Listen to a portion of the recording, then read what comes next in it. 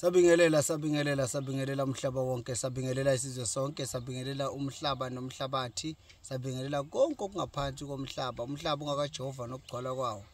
Alright, siyabonga ke.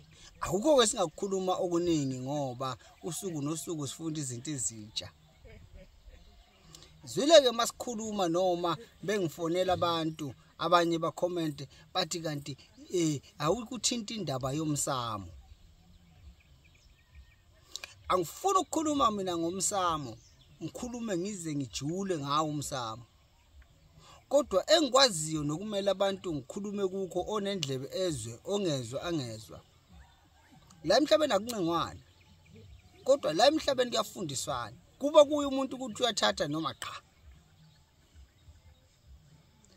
Izinto eziningi ezishaya abantu, ngaba umsamo. Kungaba ubuthakathi obuvela lapho obuvela khona. Kungaba yiqalekiso.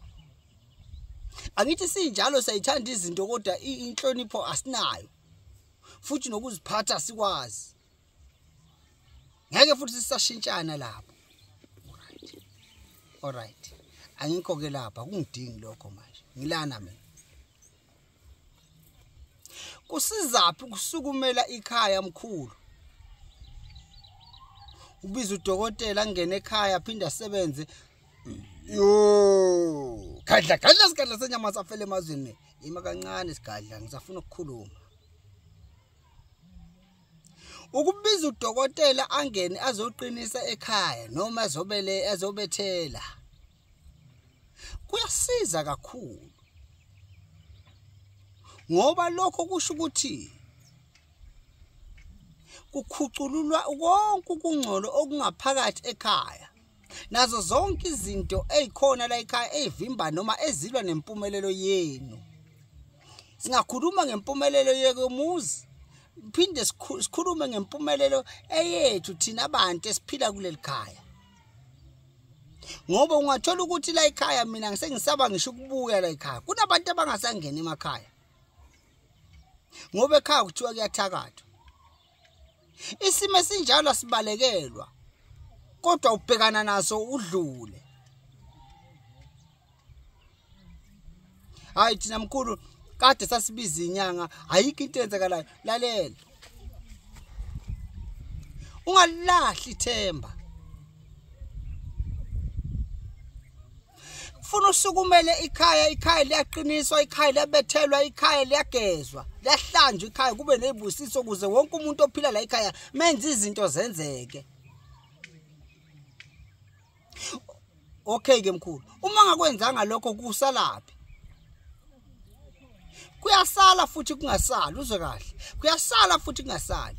La kusala khona kula. Uzophuma uhambe uyofuna izinto. Uphuma uthi ufuna ukuyothwala, ufuna uhamba uthi uyokhuphula inhlahla, uthi uyahamba uthi uyokwenza izinto, uze uthi umuthi awukusebenzeli kanti. Uhamba wedwa wena unaso isidalo esikuphelezelayo nesikubhekile. Akekho noyedwa udokotela ohlanyayo la ekhanda ongavele akunika into engasebenzi. Kunezinto esikhuluma ngazo sikasithi amathize asuke vimba ukuthi lento ayihlambulukanga uyayithatha nje noba uyayithatha kodwa ayinasidalo esiyibhekile. Isidalo asiwukhiye empilweni nomuntu.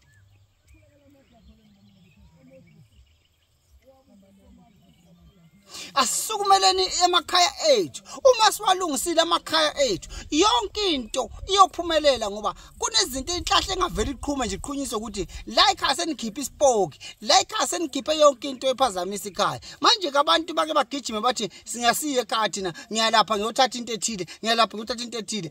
Kungamvumela omunye uthola ukuthi kuwe kuzonqaba. Ngani ngoba asiki idalo zethu kazifani futhi asiphume emakhaya afanayo.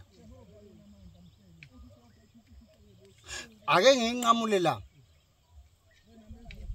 Mhlawumbe wena uphumeleli ngoba uyalibalekela ikhaya. Mhlawumbe wena ufuna ukunqamulela khona kukufuna wena. Mawunenkinga fonela mina Dokotela 2+2 ngila kwaMhlabalingane eJosini 072 737 8514. Siyabonga.